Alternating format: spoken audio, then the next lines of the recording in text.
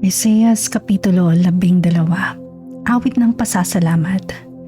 Sa araw na iyon ay aawitin ng mga taong ganito. Yahweh ay aking, ikaw ay aking pasasalamatan, sapagkat kung nagalit ka man sa akin noon, nawala na ang galit mo ngayon at ako'y iyong inaliw. Tunay na ang Diyos ang aking kaligtasan, sa Kanya ako magtitiwala at hindi ako matatakot. Sapagkat ang Panginoong Yahweh ang aking kapangyarihan at kalakasan, siya ang aking tagapagligtas. Malugod kayong sasalok ng tubig sa balon ng kaligtasan.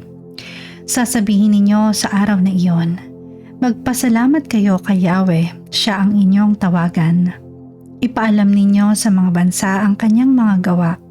Ipahayag ninyo ang kadakilaan ng kanyang pangalan.